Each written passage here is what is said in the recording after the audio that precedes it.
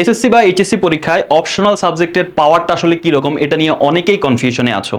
আমি যদি অপশনাল সাবজেক্টে ফেল করি তাহলে কি কোনো প্রবলেম আছে, বা আমি যদি মেইন সাবজেক্টে ফেল করি তাহলে কি অপশনাল সাবজেক্ট সেটাকে পাস করিয়ে দিবে, বা আমি যদি কোনো সাবজেক্টে এ প্লাস না পাই তাহলে অপশনাল সাবজেক্ট কি সেটাকে প্লাস এনে দিতে পারবে কিনা, এই সব কিছুর A to Z আলোচনা করব আজকের ভিডিওতে। তো শুরুতে যদি আমরা দেখি আমাদের নর্মালি মার্কস ডিস্ট্রিবিউশনটা হচ্ছে এইরকম, আমরা এই মার্কের মধ্যে পেলে গ্রেড কি হবে, জিপিএ কি হবে সেটা তোমরা দেখতেই পাচ্ছ। তো মেইনলি আমি এসএসসি দের জন্য এই ভিডিওটা বানাচ্ছি, তবে এইচএসসি শিক্ষার্থীরা দেখলেও বুঝতে পারবা যে তোমাদের অপশনাল সাবজেক্টটা কিভাবে হেল্প করতে পারে। এসএসসি শিক্ষার্থীদের নর্মালি 9টা মেইন সাবজেক্ট থাকে, বাংলা, ইংরেজি, ম্যাথ, আইসিটি, ইসলাম, এতটুকু হচ্ছে তাদের কমন সাবজেক্ট সবারই থাকে। তাছাড়া সায়েন্সের স্টুডেন্টদের বিজিএস আর অন্যদের হচ্ছে সায়েন্স থাকে। তাছাড়া গ্রুপ সাবজেক্ট 3টা থাকে, ফিজিক্স, কেমিস্ট্রি, হায়ার ম্যাথ, আরেকটা অপশনাল বায়োলজি নেয়, বা অনেকে বায়োলজি নিয়ে হায়ার ম্যাথ অপশনাল নেয়। বাট এগুলো হচ্ছে মেইনলি 9টা বিষয় থাকে অপশনাল সাবজেক্ট ছাড়া। তো এখন সাপোজ আমরা যদি এখানে দেখি যে সব বিষয়ে কোনো একজন শিক্ষার্থী জিপিএ 5 পেয়েছে, তাহলে টোটাল কত মার্কস হয়, তার টোটাল জিপিএটা কত হয় আমরা যদি হিসাব করি, সে 9টা বিষয়ে জিপিএ 5 পেলে তার টোটাল জিপিএ আসে 45। কত হবে? 45। এখন এই 45কে আমরা ভাগ দিব 9 দিয়ে, ঠিক আছে? কেন? কারণ তার মেইন সাবজেক্ট, এখানে কিন্তু অপশনাল সাবজেক্ট নাই। তোমার অপশনাল সাবজেক্ট যেটাই হোক না কেন, হোম সায়েন্স হোক, কৃষি হোক, বা হচ্ছে তোমার উচ্চতর গণিত হোক, বায়োলজি হোক, ওইটা বাদ দিয়ে কিন্তু তোমার 9টা সাবজেক্ট আছে। ওই 9টা সাবজেক্টে তুমি সব বিষয়ে যদি জিপিএ 5 পাও তাহলে 45 হয়। এখন এই 45কে ভাগ দিব কত দিয়ে? তোমার এখানে টোটাল সাবজেক্ট হচ্ছে 9টা, এই জন্য 9 দিয়ে ভাগ দিব। তাহলে কত হয়? 45কে 9 দিয়ে ভাগ করলে 5, তার মানে তোমার রেজাল্ট জিপিএ 5। এখন কথা হচ্ছে অপশনাল সাবজেক্ট আমাকে কিভাবে হেল্প করবে।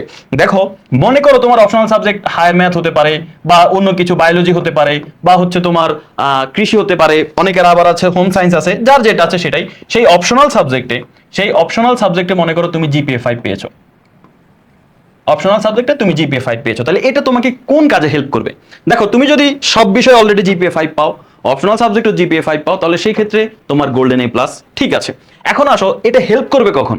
সাপোজ তুমি কোনো কারণে মনে করো তুমি আইসিটিতে জিপিএ 5 পেলা না, তুমি জিপিএ 4 পেলা, অর্থাৎ এ গ্রেড পেলা। আবার মনে করো তুমি তোমার গ্রুপ সাবজেক্টে কোনো একটা জিপিএ 5 পেলা না, ওইখানেও মনে করো তুমি এ গ্রেড পেলা, তাহলে কত হলো? এখন টোটাল যদি আমরা এখানে যোগ করি, এখানে আমরা যদি টোটাল যোগ করি তাহলে আমাদের যোগফলটা আসবে 43, ঠিক আছে? 43। এখন এই 43 কে ভাগ করব কত দিয়ে? নরমালি 43 কে 9 দিয়ে ভাগ করব। 9 দিয়ে ভাগ করলে কত হবে আমাদের? 4.77। তাহলে এখানে আমার রেজাল্ট কি আসলে 4.77? না, এখানে তোমার রেজাল্ট 4.77 না। কেন? দেখো, তুমি যদি এখানে 43 পাও তাহলে সেক্ষেত্রে কি হবে, তোমার অপশনাল সাবজেক্টে তুমি যে জিপিএ 5 পেয়েছো এটা থেকে তুমি 2 পয়েন্ট বিয়োগ করবে। অর্থাৎ যেটাই পাও তুমি অপশনাল সাবজেক্টে যদি জিপিএ 4 পাও, জিপিএ 3 পাও, যেটাই পাও না কেন, বা 3.5 পাও, সেটা থেকে তুমি 2 বিয়োগ করবা। বিয়োগ করলে 3 থাকতেছে, বা কারো ক্ষেত্রে 2 থাকতে পারে, 2.5 থাকতে পারে, যেটাই থাকুক না কেন, এটা হচ্ছে তোমার বোনাস জিপিএ।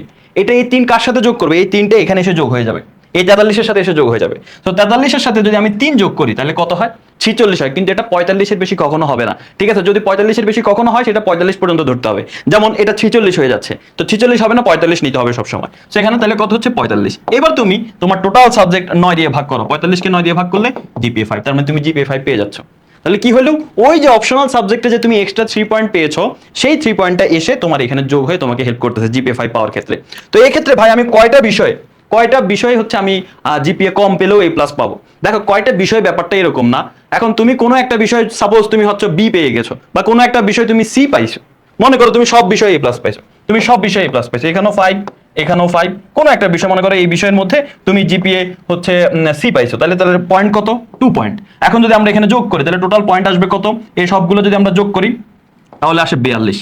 কত আসে? 42। তাও কিন্তু তুমি এ প্লাস পাবা যদি তুমি অপশনাল সাবজেক্টে জিপিএ 5 পাও। অপশনাল সাবজেক্টে জিপিএ 5 পেলে সেটা থেকে 2 বিয়োগ করবা, 2 বিয়োগ করলে 3 থাকে, সেই 3 এখানে এসে যোগ হবে। 42 আর 3 যোগ করলে 45। আমরা জানি 45 পর্যন্ত আমরা রাখতে পারি, তো 45 আসছে, 45 আমরা রাখবো। এখন এটাকে ভাগ দিব সবসময় টোটাল মেইন সাবজেক্ট যতগুলো ততগুলো দিয়ে, 9 দিয়ে আমি ভাগ দিব। 9 দিয়ে ভাগ করলে কত হয়? জিপিএ 5, তার মানে তুমি জিপিএ 5 পেয়ে গেছো। দেখো, একটা বিষয় খুবই বাজে রেজাল্ট করছো তুমি মাত্র জিপিএ তোমার হচ্ছে গ্রেড সি আসছে, সি গ্রেড পেয়েও কিন্তু তুমি এ প্লাস পাইতেছো। তো মেইন কথা হচ্ছে তোমার পয়েন্ট 45 হচ্ছে কিনা। এখন এই সবগুলো যোগ করে যদি তোমার পয়েন্ট 41 হয় তাহলে তুমি জিপিএ 5 পাবা না। কেন? কারণ 41-এর সাথে তোমার অপশনালে যদি 3 থাকে, 3 এসে যোগ করলে কত হবে? 41 আর 3 যদি এসে যোগ হয়, যোগ হলে হবে 44। 44-কে 9 দিয়ে ভাগ করলে জিপিএ 5 হয় না। আশা করি তোমরা বুঝতে পেরেছো। মেইন কথা হচ্ছে তোমার এখানে যত গ্রেডে আসুক না কেন, সেটার সাথে যদি 3 যোগ করলে তোমার এ প্লাস হয়, মানে 45 হয়, তাহলে তুমি জিপিএ 5 পাবা। এখন কথা হচ্ছে যদি জিপিএ 5 না হয়, এমনি কি আমার রেজাল্ট ভালো হবে? হ্যাঁ, এমনিতেও তোমার রেজাল্ট ভালো হবে। সাপোজ মনে করো তুমি এখানে এটাতে জিপিএ 4 পাইছো, তারপরে এই দুইটা তো মনে করো তুমি জিপিএ 4 পাইছো, আরেকটা তো মনে করো তুমি জিপিএ 4 পাইছো, ঠিক আছে? যেটা তো মনে করো তুমি জিপিএ 4ই পাইছো। এখন যদি আমরা যোগ করি তাহলে কত হবে 0.41 আসতেছে। তো নর্মালি 41কে যদি আমরা 9 দিয়ে ভাগ করি তাহলে রেজাল্ট আসে 4.55, কিন্তু তোমার রেজাল্ট 4.55 আসবে না যদি তুমি অপশনাল সাবজেক্টে ভালো কিছু করো। মনে করো অপশনাল সাবজেক্টে তুমি জিপিএ 5 পেয়েছো, তো 5 পেলে 5 থেকে 2 বিয়োগ হবে, 5 থেকে যদি আমরা 2 বিয়োগ করি তাহলে 3 হয়, এই 3 কিন্তু এখানে যোগ হবে। 41 আর 3 যোগ করলে কত হয় 44। এবার 44 কে তুমি 9 দিয়ে ভাগ দিবা, তো 44 ভাগ 9 কত হয় আমাদের হচ্ছে 4.89, তার মানে তোমার রেজাল্ট আসলে আসবে 4.89।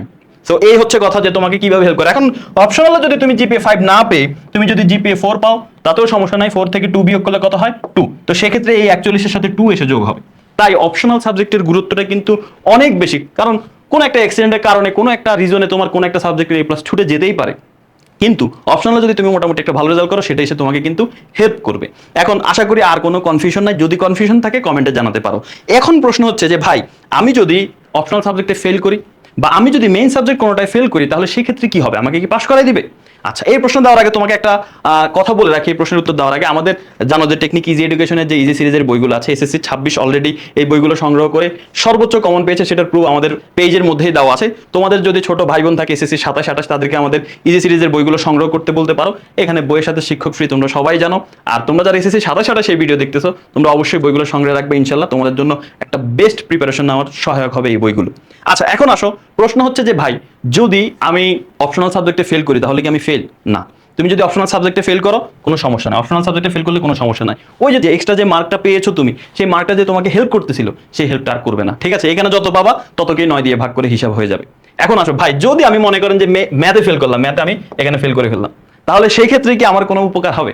না, সেই ক্ষেত্রে অপশনাল সাবজেক্ট তোমার কোনো উপকার করতে পারবে না। এই জন্য আমি দুঃখিত, তোমাকে সুখবরটা দিতে পারছি না। সো ম্যাথে বা মেইন এখানে কোনো এই 9টা সাবজেক্টের কোনো একটা সাবজেক্টে যদি তুমি ফেল করে যাও তাহলে সেই ক্ষেত্রে অপশনাল সাবজেক্ট তোমাকে কোনো হেল্প করতে পারবে না।